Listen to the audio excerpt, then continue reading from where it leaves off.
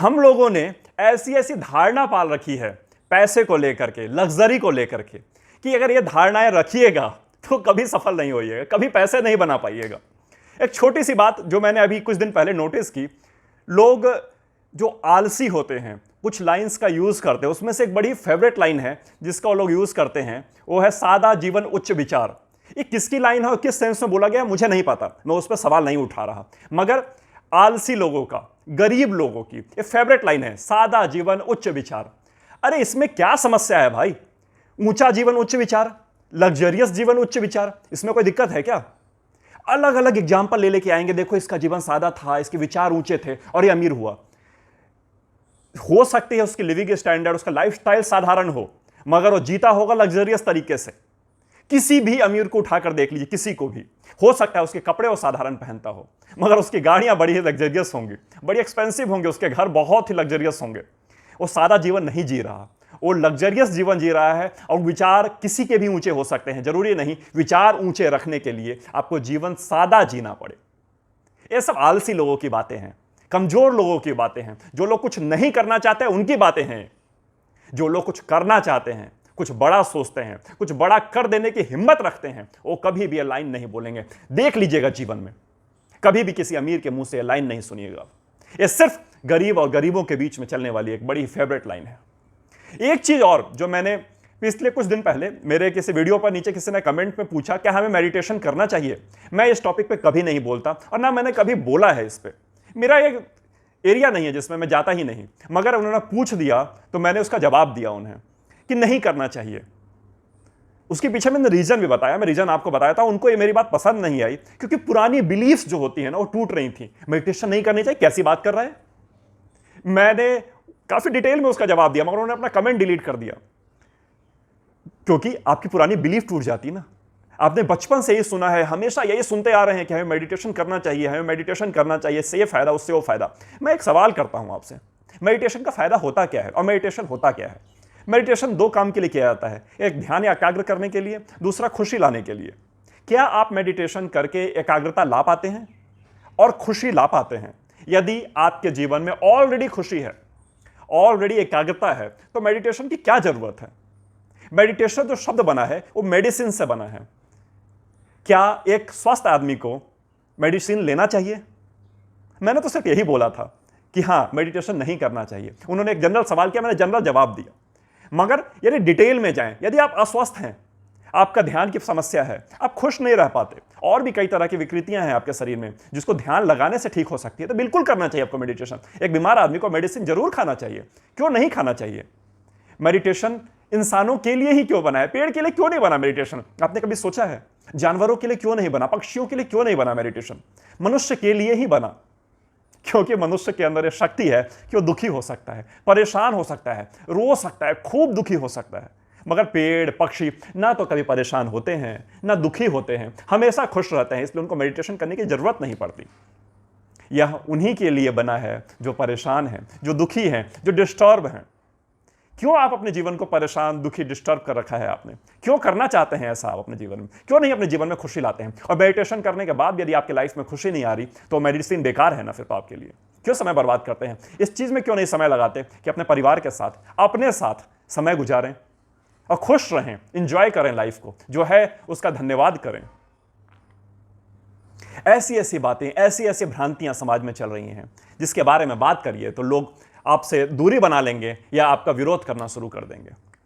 वर्तमान स्थिति को ही देख लीजिए, जो कोरोना काल है, इस काल में समस्या कुछ ऐसी आ गई है और ऐसी ऐसी लाइनें सुनने में आती हैं जो बहुत ही विरले समय में सुनी जाती थी। प्रेमचंद की एक लाइन थी कि बुजुर्गों की कुछ खास आदत होती है, वो लोग अतीत के सुख, वर्तमान के दुख और भविष्य के सर्वनाश की बात करते हैं। इसी को करते हुए वो एंजॉय करते हैं अपने लाइफ को। आज के घोषित यंग, मैं उन लोगों को यंग मानता नहीं जो इस तरह की बात करते हैं, घोषित रूप से जो यंग है, इसलिए घोषित बोल रहा हूं, जिनकी उम्र तो कम है मगर सोच बुजुर्गों वाली हो चुकी है, एक बड़ी ही प्रिय लाइन आजकल बोलने लगे हैं, पुराने दिन बड़े अच्छे थे, हमारे स्कूल के टाइम बहुत अच्छे थे, पिछले जो बीत गया वो बहुत अच्छा था। क्या अच्छा था उसमें? तुमने क्या तीर मार लिया था उसमें? तुम्हें वो समय इसलिए अच्छा लग रहा था क्योंकि तुम्हारी सोच बूढ़ी हो चुकी है। तुम्हें वो समय इसलिए अच्छा लग रहा था क्योंकि ब्रेन में एक खास तरह की पावर है जिसमें कि आपको पुरानी बातें धीरे धीरे भुला देने की शक्ति रखता है। 3 साल 4 साल में आपको उससे पुरानी बातें भूलते चले जाते हैं, और कुछ अच्छे पल जिसको आपके बॉडी में हिट किया था, आपके सबकॉन्शियस को उसने हिट किया था, वो याद रह जाते हैं। तो आपको सिर्फ अपने अतीत के अच्छे पल याद रह जाते हैं कुछ, और अधिकतर चीजें आप भूल जाते हैं। इसलिए आपको ऐसा महसूस होता है कि आपका अतीत अच्छा था, वर्तमान खराब है, अब भविष्य का तो नाश होने वाला है। ऐसी सोच यदि आपने रख रखी है ना, आप आगे नहीं बढ़ पाएंगे, क्योंकि बुजुर्ग ज्यादा आगे कहां बढ़ के जाएंगे। आप मौत के बहुत करीब हैं, भले ही आप जीवित रह के 30-40 साल और जी लेंगे, मगर आप मर चुके हैं अगर आपकी सोच ऐसी है तो। किसी भी बच्चे को, जिस उम्र को आप सोच रहे हैं आपका अच्छा था, उस उम्र के व्यक्ति से पूछ लीजिए तेरा जीवन कैसा चल रहा है, वो तुरंत बोलेगा मैं बहुत परेशान हूं उस जिंदगी से, आने वाला समय अच्छा होगा। बच्चे कभी ये नहीं बोलेंगे कि मेरा वर्तमान अच्छा है, अतीत अच्छा था।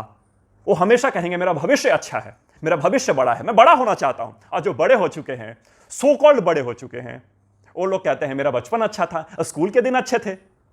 10वीं की क्लास में बच्चे सिगरेट पीना शुरू कर देते हैं, सिर्फ इसलिए, मनोवैज्ञानिक बोलते हैं, मैं नहीं बोल रहा ये बात, मनोवैज्ञानिक बोलते हैं सिर्फ इसलिए 70% बच्चे सिगरेट पीने लगते हैं क्योंकि उनको लगता है इसको पीने से वो बड़े हो जाएंगे। क्योंकि बड़े होना वो चाहते हैं, क्योंकि उनको पता है आगे उनके लिए भविष्य है, बहुत कुछ करने के लिए है, और आपके पास वर्तमान में इतना कुछ करने के लिए है। आप रोते रहते हैं, रोते रहते हैं। दो बातें, एक पुरानी बात, बहुत फेवरेट बात थी और मैंने पहले बताया था एक वीडियो में कि मेरे पास टाइम नहीं है, ये सबसे प्रिय लाइन। दूसरा, वर्तमान का तो नाश हो चुका है, अतीत बहुत अच्छा था। बंद कीजिए ये सब, अपनी इस तरह के बिलीफ्स को, इस तरह से सोचने को बंद कीजिए। बड़ा सोचिए, ऊंचा सोचिए। ये सब हैबिट्स हैं, हैबिट्स को बदलिए, ऐसे बिलीफ्स को बदलिए यदि आगे बढ़ना है तो।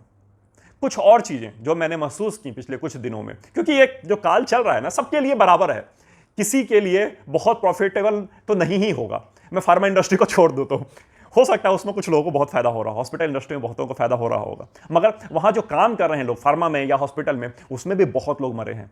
वो लोग भी परेशान हैं, उनके हो सकता है मालिक लोग अमीर हो, खुश हों, मगर आम लोग तो परेशान हैं। मगर फिर भी क्या आपको नहीं लगता इसमें भी अपॉर्चुनिटीज हैं, इस समय भी अपॉर्चुनिटीज हैं।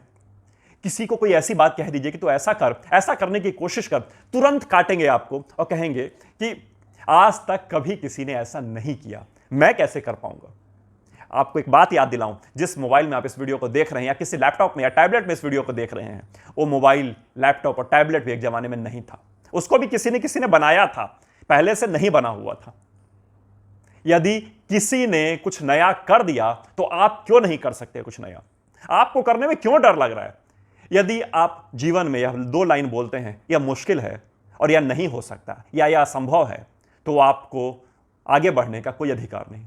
ये कैसे आप बोल सकते हैं कि असंभव है? आप कैसे बोल सकते हैं मुश्किल है? आप कैसे बोल सकते हैं नहीं होगा? आप कैसे बोल सकते हैं आज तक नहीं हुआ इसलिए नहीं होगा?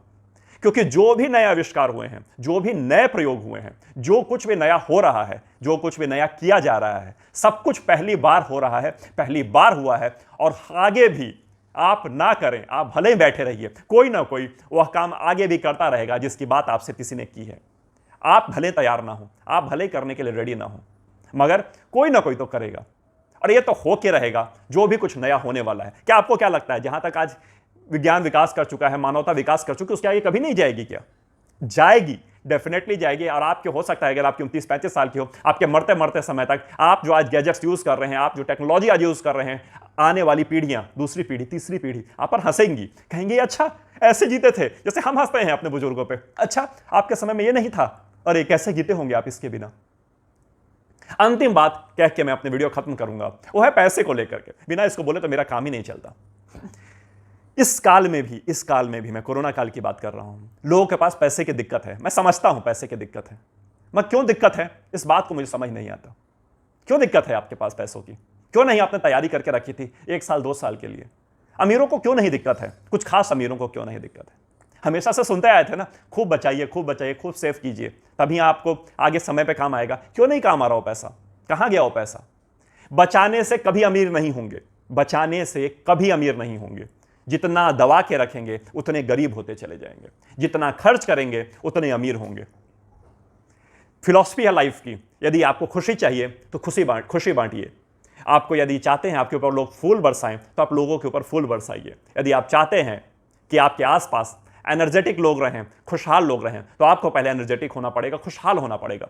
आप चाहते हैं आपके पास पैसा आए तो पैसा उड़ाइए, पैसा खर्च कीजिए। विश्व के 100 अमीर लोगों की लिस्ट निकाल लीजिए, मैं 100 बोल रहा हूं, आप चाहें तो 1000 निकाल लीजिए, और उन लोगों का लिविंग स्टैंडर्ड और लाइफ पैटर्न देखिए। अपने पिछले 5 सालों में उन लोगों ने कितना दान किया और कितने गरीब हो गए।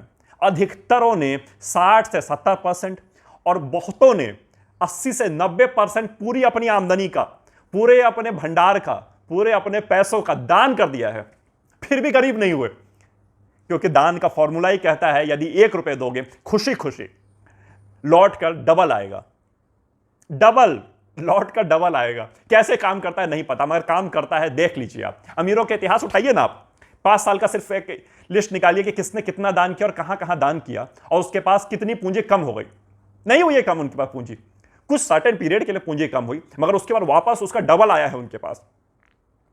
यही ऐसे ही चलती है दुनिया, ऐसे ही चलते हैं लोग। मत बनिए कंजूस, मत बनिए असहाय, मजदूर, कमजोर, बनिए बड़ी सोच वाला। जो है उसका दान कीजिए, जो चाहते हैं उसका दान कीजिए। अमीर होना चाहते हैं तो पैसे का दान कीजिए, खुशहाल रहना चाहते हैं तो खुशी का दान कीजिए।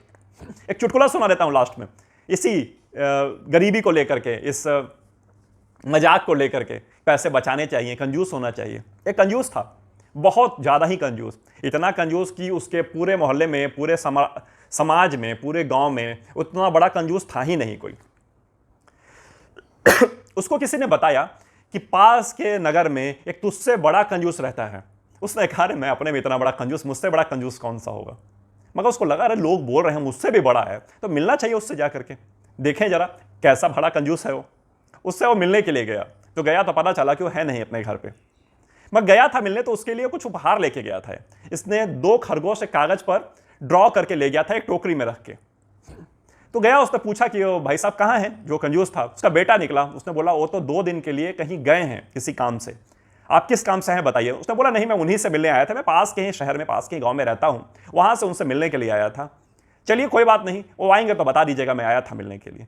और उसको याद आता है कि वो तो 2 खरगोश लाया था उसको गिफ्ट करने के लिए, ड्रॉ करके, वो क्यों ना दे। तो उसने फटाफट अपने बैग से निकाला वो खरगोश के 2 फोटोग्राफ, टोकरी में रखा और उसके बेटे को कहा कि उनको दे दीजिएगा, मैं उनके लिए तोहफा लाया था, उपहार लाया था। बेटे को बड़ी खुशी हुई वो उपहार लेकर के। उसने फोटोग्राफ लिया, देखा, उसने कहा अंदर आइए, आप मेरे लिए, मेरे पापा के लिए एक फोटोग्राफ लाए हैं, आपने उनके लिए उपहार लाए हैं, मैं आपको खाली हाथ कैसे जाने दूंगा, मैं भी आपको तोहफा दूंगा। अंदर गया और उसने हाथ से एक इशारा किया, बड़े से एक फल का, आम का इशारा किया, और उसके उठाया और उसके टोकरी में रख दिया। कहा ये ले जाइए, ये हमारी तरफ से आपके लिए तोहफा। जो रास्ते भर सोचता रहा, मैंने तो थोड़ा सा रंग और एक पेज बर्बाद किया इसको तोहफा देने के लिए, और इसने तो हाथ से एक फल डिजाइन किया और उठाया और मेरे टोकरी में डाल दिया। लोग सही बोलते थे, बड़ा भयंकर कंजूस है। तो इसका बेटा इतना कंजूस, तो बाप कितना बड़ा कंजूस होगा। ये तो देखने वाली चीज है। जब पिता किसी काम से जहां गया था, 2 दिन बाद लौटा, तो बेटे ने बताया कि एक व्यक्ति आपसे मिलने आया था पास के शहर से, आपके लिए एक तोहफे में ये 2 खरगोश लाया था फोटो का। मैंने भी उसको खाली हाथ नहीं जाने दिया पिता, मैंने भी उसको तोहफे में रिटर्न में कुछ आम दे दिए। उसने बोला कि कहाँ से लाया आम, कितने बड़े थे आम। उसने इशारा किया, ये आम बनाया मैंने और उसके तोहफे में डाल दिया, कहीं से मैं कुछ नहीं लाया था, मैंने एक इमेजिनरी आम बनाया था। उसके पिता ने उसको मारा एक थप्पड़, कहा कि इतना बड़ा आम क्यों दिया, इतना छोटा भी तो दे सकता था। सोच रहे हैं कंजूसी का लेवल, लोग इस कदर, इस लेवल तक कंजूस हो चुके हैं, लोग इस कदर बचाने पे उतरे हुए हैं कि सोच भी इतनी छोटी कर ली है कि सोच भी बड़ा ना हो जाए कि कुछ खर्च हो जाए। अरे सोच तो बड़ी रखिए, कंजूस मत बनिए, खूब खर्च कीजिए, खर्च कीजिएगा तभी धन आएगा। मिलता हूं बहुत ही जल्दी नए वीडियो में। Have a great day.